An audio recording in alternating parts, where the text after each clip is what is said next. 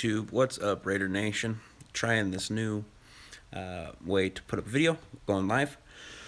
Oh, sorry. I want to wish you all a happy Thanksgiving. I'm going to watch some football, eat some food today. Pretty excited about it. So I wanted to come here and talk to you guys about a few things that's going on. We lost in pretty incredible fashion against the Patriots. And I've been trying to take a few days to digest this. We also fired Ken Norton Jr. And hold on, my wife's coming. Anyway, so we fired Ken Norton Jr. And so like those are some pretty big changes that are going on. There's also the Chiefs signed Darrelle Revis. I always got to keep an eye on what the rivals are doing. So I was pretty frustrated with that because that was something that I felt like we should have done a few days ago, a few weeks ago probably.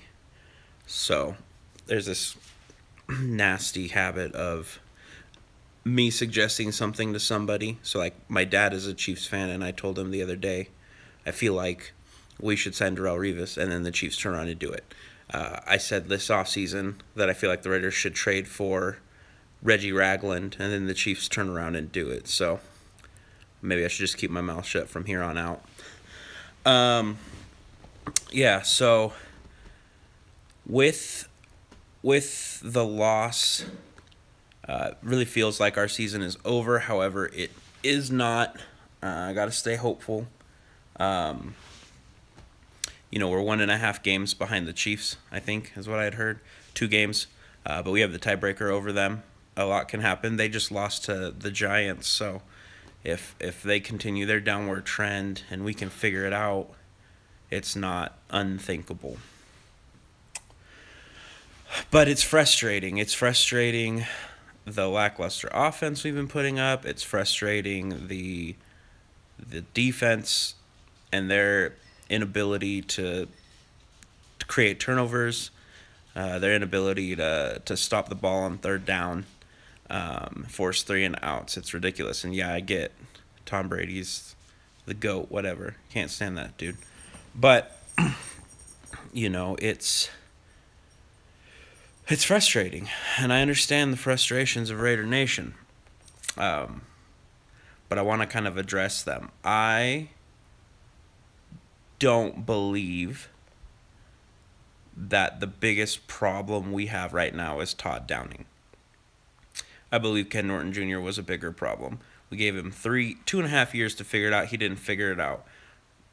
Not making excuses for Downing. It's inexcusable the way the offense has been moving. However, yeah, we only put up 8 points, but Carr threw for 200 and whatever yards. We had Seth Roberts fumble the ball in the red zone. We had that stupid play where the ball bounced off of Holton's, I think it was Holton's shoulder pad, and got intercepted. So, like, we moved the ball. Marshawn was moving the ball all right in the game. And, yeah, I disagree with some of the play calls, but it's hard to tell what is Downing and what is Carr. And I love Carr. He's my favorite. But it's hard to tell what's them, and it's hard to tell what is the players. What is the ability of the players? And so Todd Downing is a first-year offensive coordinator. He's, I'm hoping he's getting it figured out. What happens in the upcoming weeks will dictate my attitude. I was on board with firing Ken Norton Jr. I am not on board right now with firing Todd Downing because of the relationship he has with Derek Carr, and because in general he frustrates me less than Musgrave did. And I get that Musgrave's offense was one of the best in the league, and we handled that. But also, Musgrave, if it was 3rd and 5 or more, he's throwing a screen. He didn't have any guts. And, we sit there and we say Downing is doing the same thing. However, Carr is Carr's the one checking it down. And that's been said. And where that miscommunication is, where that issue is, I'm not sure. But I don't think firing Todd Downing right now is going to save our season. We don't have anything in place to take over. Maybe Mike Tice, and I get that, and I wouldn't be like, oh, end of the world. But I feel like you give him a shot, let him figure it out. I do think that if by the end of the season we don't right this ship on offense, he should be gone. But I don't think that it all lies on him, and I don't think it mostly lies on him. I think it mostly lies on our players. So, with that said, Mikey Raider Central, if you, I'm sure everyone here is subscribed to him, but if for whatever reason you're not, go check out, he's kind of rebranding his channel, and he's coming up with these daily questions, and they're really thought-provoking and awesome. So I wanted to give my answers to them, and I'm not going to tell you what he said. I want you to go check it out for him yourself, and subscribe to him and give him the views, because he's amazing. So his first question was, what are the top 5 major problems with the Oakland Raiders? So I'm going to start with number 5. I think it's our linebackers. Our linebacking core has really been helped with Navarro Bowman, and Corey James will have games where he looks really good. But I think our linebackers are a liability, especially with things like covering the tight end or the running back out of the backfield, which has been better, like I said, with Navarro in, but I think that it's a problem. Number 4, I think Donald Penn is a problem. Sorry, my dog and my cat are going nuts. Takes the off season, holds out, doesn't practice, wants more money, gets more money, shows up late, and there's a whole lot of pressure coming off of Donald Penn's side. And I get our offensive line is not playing up to par, but we've got some people. Gabe Jackson's had an okay year. Kelechi Assembly's had an okay year. Rodney Hudson's been outstanding. A lot of that pressure is coming off the edges, and that's Donald Penn. And can we blame Marshall Newhouse? I mean, he's been okay, but he's Marshall Newhouse, So I think Donald Penn has been a problem. Number 3, our pass rush. Kind of hinting towards the third question of the day that Mikey's had is Carr or Mack elite? We have, in my biased opinion, the best player in the NFL coming off the edge. He gets double and triple teamed, chipped by tight ends, chipped by running backs. He gets held on almost every freaking play. And he still has 6 sacks, 5.5 or whatever, which isn't a lot.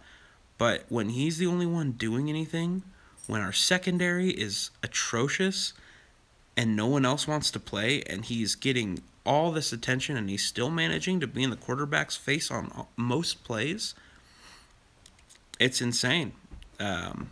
So he's not the problem. It's Bruce Irvin. It's Eddie Vanderdoes. It's, even though Mario Edwards Jr. has been a lot better this year than he's been, it's Mario Edwards Jr. It's Jihad Ward who's not playing. It's Danico Autry. It's all of those guys who can't seem to get to the quarterback and take some of the attention off of Khalil. So pass rush is a huge thing. Number 2 issue is the drops. A wide receiver drops, tight end drops. It's insane how much money they make. Oh, my dog's coming up. Say what's up, Remus. Remus. All right, get down. It's insane that they drop so many balls. And it started last year, I felt like, in Mexico City, and was continued throughout this season. Crabtree's dropping balls. Amari's dropping balls. I think I read a stat that Amari has dropped or half as many balls this year as Larry Fitzgerald has in his entire career, which is insane. The amount of drops. You make so much money to catch the ball. Catch the ball. And you know what? A lot of that does fall on Todd Downing. What drills are we doing at practice? What needs to happen? What adjustments need to be made so that we can catch the ball, move the ball down the field? So drops. Our number one major issue to me is our secondary. And I know a lot of people, they say that the coaching is the issue, and I think that has its place and that falls too. And I'm not trying to hold the coaches accountable, but a lot of it is our players, you know? And with the secondary, I feel like that is sorry, that is a huge coaching issue with our secondary in particular, and putting them in the positions they need to be to get a pick. They need to play, they need to perform, but we also need to put them in the right positions. So I want to talk a little bit here going into coaching. Those are my top 5, but with the secondary, I'm going to segue into this point. Obi Melifonwu last week played corner. A lot of people are upset about it. I don't love it, but I feel like he probably gave us the best chance. I know he got burned by Brandon Cooks, and that's going to happen. My issue on that play is not with Obi Melifonwu. My issue on that play is with Reggie Nelson, because Reggie Nelson is a free safety, and your job as a free safety is to cover, in most coverages, the deepest man and to help out. Where was he? You got to think he's a veteran safety. You got to think you're looking at this guy, and you go, okay, that's one of, if not the fastest wide receiver in the league. And that is a rookie who plays safety, covering him. Do you think that's where I should start heading to? Do you think that's where I should cheat over a little bit? You think that's where I should be focusing my attention on? No. Whenever Sean Smith gets burned, it's the same thing. Where is Reggie Nelson? I've not been a fan of Reggie Nelson in his entire time with the Raiders, and I think it's time to move on from Reggie Nelson. What I think we should do is we should bench Reggie Nelson, play Obi Melifonwu at the safety. Shocker. Get the kid who's going to be the future time, because what we have there currently is not working. Makes sense to me. Let him get some practice in. He can't be any worse than freaking Reggie Nelson has been playing. So, I think we need to do that. Our secondary has gone... We broke the longest streak without a pick like 3 or 4 weeks ago. Some things need to change. Conley's out. Again, I don't think Conley is a bust by any means. I don't think he's played enough to be considered a bust. And we'll see what happens next year. But we have guys who we could bring up. Sean Smith shouldn't be out there. We can play. We can bring up Breon Borders. Remember all the talk about Breon Borders over the preseason? We could bring him up. We can go sign Antonio Cromartie. There's guys we can plug and play. TJ Carey's been okay, so it's like Amerson's been hurt. There's guys we can play. So we need to put it in them in the best spot.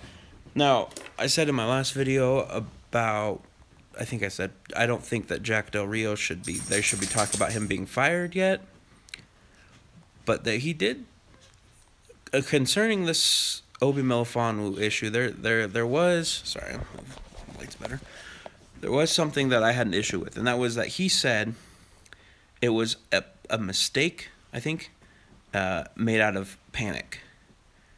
And okay, I don't necessarily agree, but okay, that's fine. So that's his mentality, that's his thought process. And then comes out right away and says he's going to continue to play corner. So you're admitting you made a mistake, whether or not it was, but then you turn around and admit you're going to continue to make the same mistake?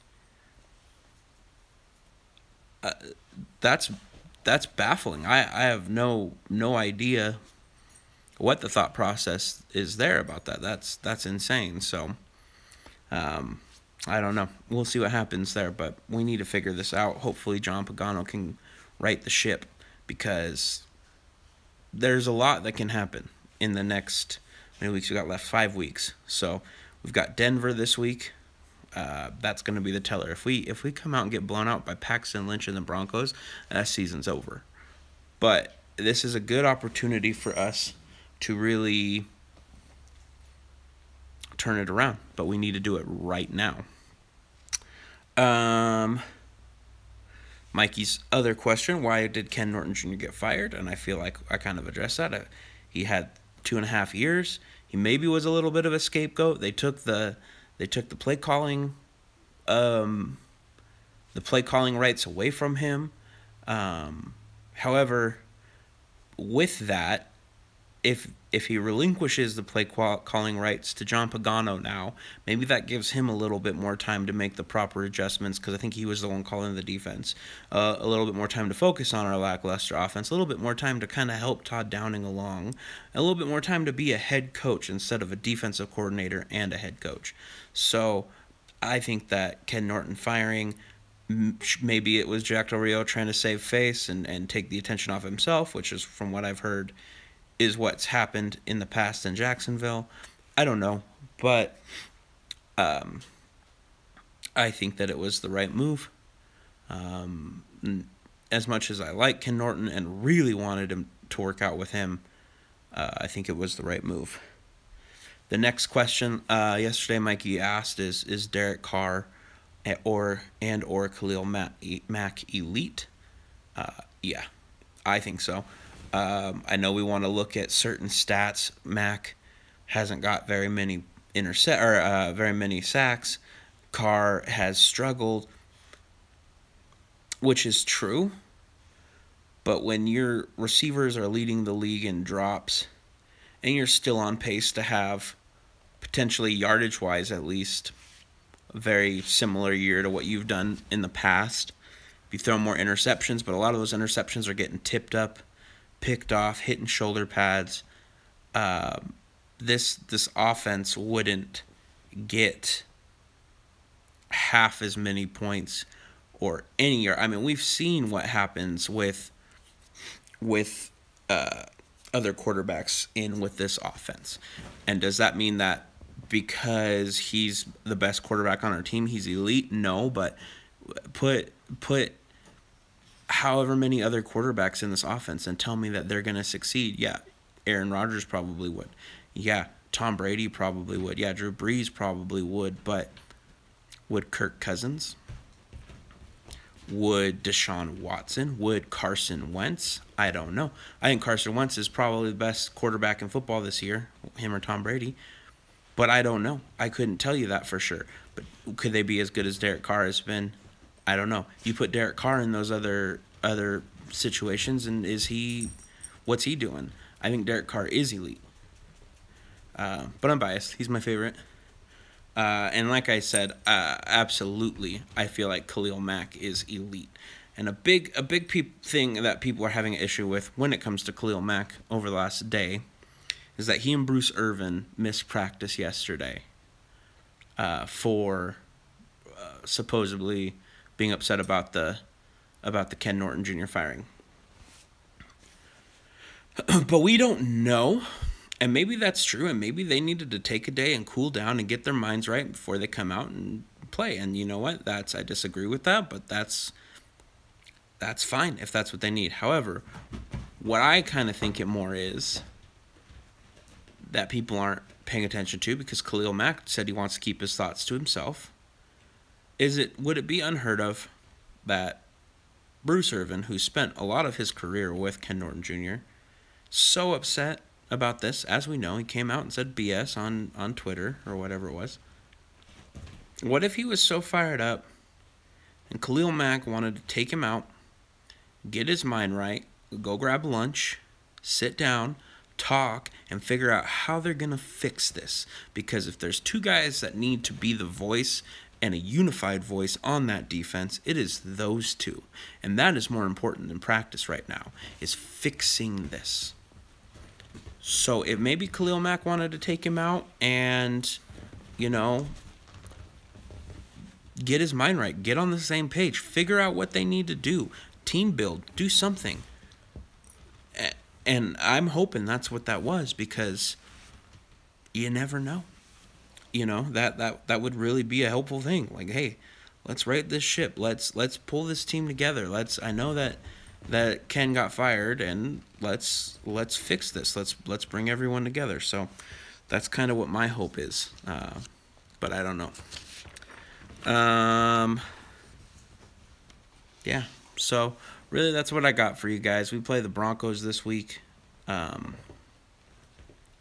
that's going to be the teller for me, because we should absolutely dominate this team. I think this team probably wants to lose at this point, but maybe not. And obviously, they'll never want to lose against us. They'll take a worse draft pick if it means beating the Raiders. So Khalil should have a field day. But in order for Khalil to have field days, the secondary needs to be covering, and there needs to be more pass rush to take the attention off of him. So that's where I stand. But anyway, let me know what you think. Go check out Mikey Raiders videos. There's a lot of really good Raider YouTubers out there, and I'm a smaller YouTuber right now, so obviously you guys probably know that, but there's a ton of them. You know, Raider Nation News and Watts Raider and Raider John and Cameron P is Raider Nation News, and there's just a ton of them. So go check them out.